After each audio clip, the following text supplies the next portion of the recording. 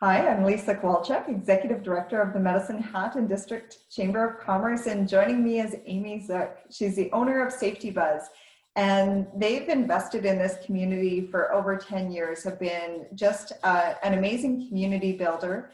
They actually moved out to Cypress County around 3 years ago, just so that they could have this amazing campus that you see behind me and to provide a little bit more space for training and to facilitate events and functions in their building. And I know, Amy, I've been out there, it's absolutely outstanding.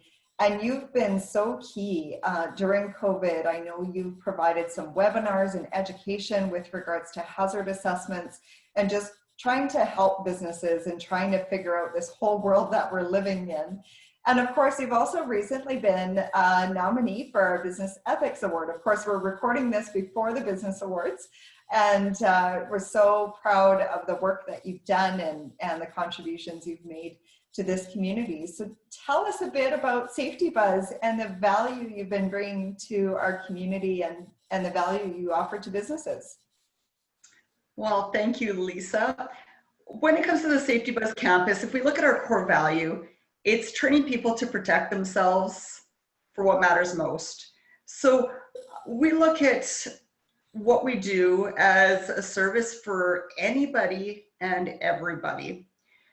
So I guess just to kind of elaborate a little, when I say anybody, everybody could value from taking a first aid course. Anybody could value from knowing what to do in an emergency situation. Fire training, WMIS, those are a few others that I think, somebody from the street could walk in and say, hey, I'd love to book in. When it comes to industry, we offer a lot of training such as confined space, fall protection, H2S. We do equipment training, so lift training, forklift, skid steer, as well. For value added, we will take somebody's company program and will adapt it to a course. We will do our best to last minute jump in and help. Just a local business had asked us, I think it was about 3 days prior to their safety week, because they didn't know they were having a safety week. It just got popped up. So they're like, can you help us? Can you come out and do something? So we worked together to develop an amazing program that was very beneficial, both to help out with COVID and with fire training. Kids, we do the Stay Safe course. So it's developed for kids 9 years and older. So they've got the skills to be home alone. The babysitting course, we partner with Beyond Walls. So some high school kids can get not only credits, but start stacking their resume. So I would say one value add for people out there listening is, if you're looking at optimizing your resume, get some safe training on there. That'll put you to the top of the list. Yeah, and truly, when you say there's something for everyone there truly is. My daughter took the babysitting course. She loved it. She loved the fact that she got her little handbook and her certificate after, so she's all certified.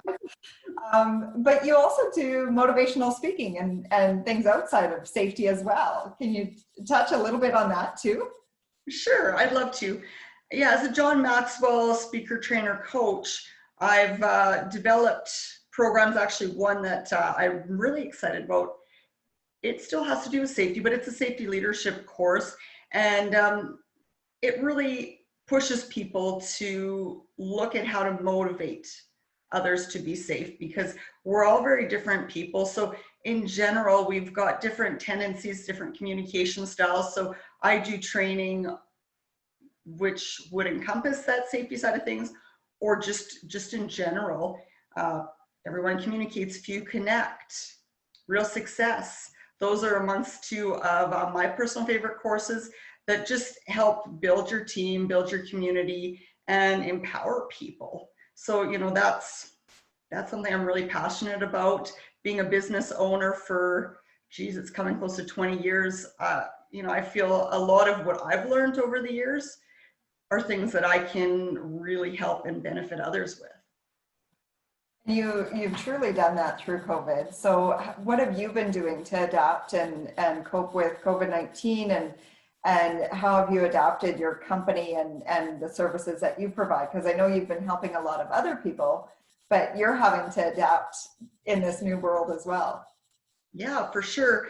So, we decided to close our doors. I guess it would have been about March 23rd. As an essential service doing safety facilitated type programs, we could have stayed open, but to me, it just made sense to take a little bit of time to regroup. So we were really closely working together with our team to develop our hazard assessment and look at how are we going to strategize to reopen. So along the way, we've made and continue to make changes. So one of the first things was really looking at how we're going to limit our class sizes so that we could socially distance and people could be comfortable. So we limited class sizes. We made sure we had one person per table, and at each and every table, everyone has their own hand sanitizer. So we, constantly remind people not only wash your hands, but if you're going to touch something, sanitize before, sanitize after. We developed more ways to do prepayments. We started pushing our suite of online courses a little more heavily, especially in the midst where, before we were getting back open in stage one. So people were still able to look at ways to train their team. Education is a big thing.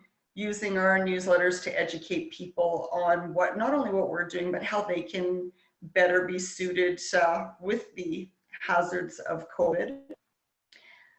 A few other things, I guess, if we can't socially distance for some reason, such as lift training, when you got two people up in a lift, making sure that we're wearing masks, purchasing a head thermometer to follow up on our sick policy. So yeah, tons of things. And we are just so fortunate that campus that you so graciously posted, people can see there's tons of room. So, we make sure that people can socially distance in everything they're doing. And to keep up with comfort, we still provide the snacks that we always love doing. We provide coffee and water, just a little differently. Now we've got closed granola bars, we've got bottled water, and as far as coffee, one of our team will help and get you a coffee with our sanitized hands. So all kinds of things, all things that were manageable and now we find quite easy to adapt. Yeah. I love the sanitization. One of the things that we've talked about in the office, it's the SAS rule. Sanitize, action, sanitize. I like it. Yeah. So what supports have you been able to access, whether information supports or financial supports that have helped you deal with the pandemic? Well, I really say thank you to you and your team, Lisa, because honestly, I had two websites, resources that I use all the time. It was the Chambers and the Government of Alberta's. So whenever anything new popped up, we were right on it. So, CERB, few of our team utilized CERB right away. The CEBA loans, we're able to benefit from that. The wage subsidies, we got to the Alberta relaunch grant. So we got a few different ways of funding as well, just to help with some of the innovations that we were doing. So lots of supports, and we were really happy and excited to be able to share the information we were getting. On numerous newsletters, I took your guys' website link and I plugged it in because it was such a great resource. Awesome. I'm so glad to hear. And I was really pleased that the City of Medicine Hat too was promoting, getting a hazard assessment done and hiring local contractors to assist with that hazard assessment through that business innovation grant. So hopefully, businesses were able to take advantage of the supports that were out there. And it's always nice to hear, what resources other businesses have been using. And I'm glad we've been able to provide some of that support. So what do you see moving forward in terms of, are there other supports that you see businesses needing? Are there gaps? What do you see moving forward for your business and perhaps some of the supports, even from your clients, that you're hearing are needed or necessary? Well, honestly, I can't say I've been hearing about a ton of support's needed. One piece of feedback that I have been given is it'd be nice to have more consistency with the rules, with the laws. You know, we follow occupational health and safety and training about occupational health and safety very closely. So I suppose that is something that I can think of. As far as support, something that is a great support that I feel is underutilized is CAP has put out an agricultural training support that enables people or agricultural producers that are hiring new workers to be able to do some training in COVID and then other occupational health and safety. So that's one support that I'd like to push forward that could be utilized a lot more, and it's up to $10,000 per agricultural producer. So a very good incentive. Oh, awesome. Thank you so much for highlighting that, because there's a lot of support still out there that people aren't yet familiar with, or they don't know that certain programs have changed. And so it's always nice to make sure that we highlight things like that. And the agricultural program and all of the different subsets under that are hugely valuable, I think, for our agricultural industry for sure. Yeah. So what exciting things do you have in store that we can look forward to, and what's kind of your plans coming into 2021? Well, I'm very excited to, have our campus back filling up, obviously with our social distancing, but, training is back in full force. So anything that people are looking for as far as training, I know there's some pickup with the oil and gas industry, so we're seeing a little more action there.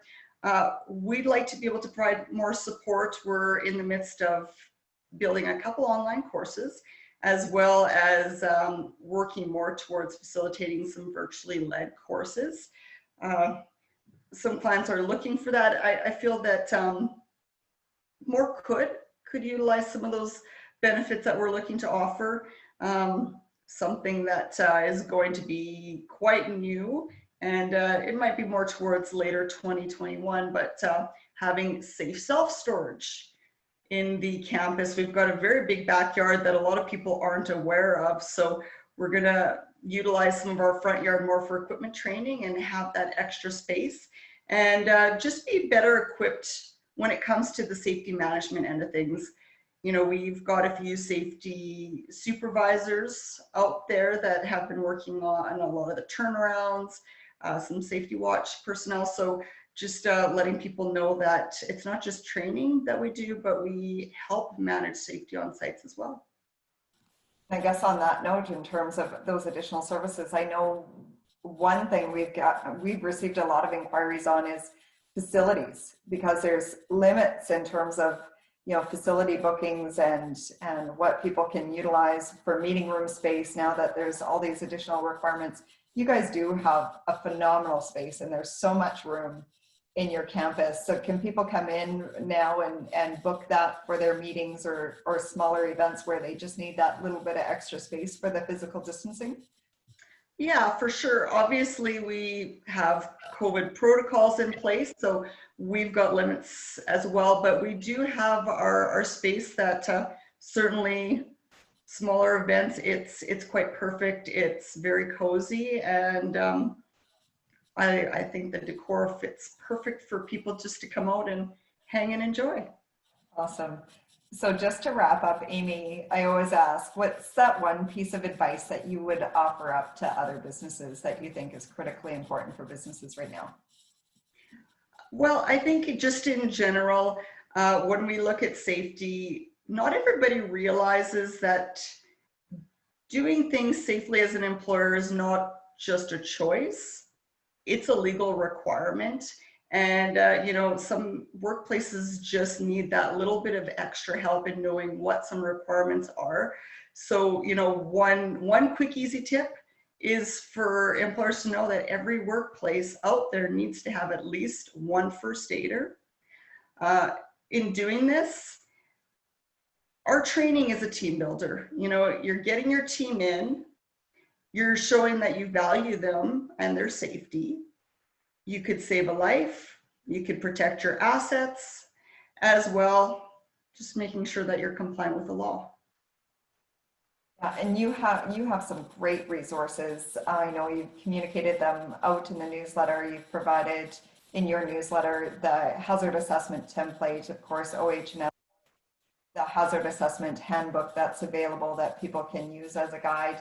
And of course, you're there for that support and assistance. So if people need and would like to get in touch with you to make sure they have their proper protocols in place and are following, the right guidelines and standards, how can they reach out to you for additional information? Well, it's pretty easy to contact us. We've got our website, of course. So you can just find us at safetybuzzcampus.ca.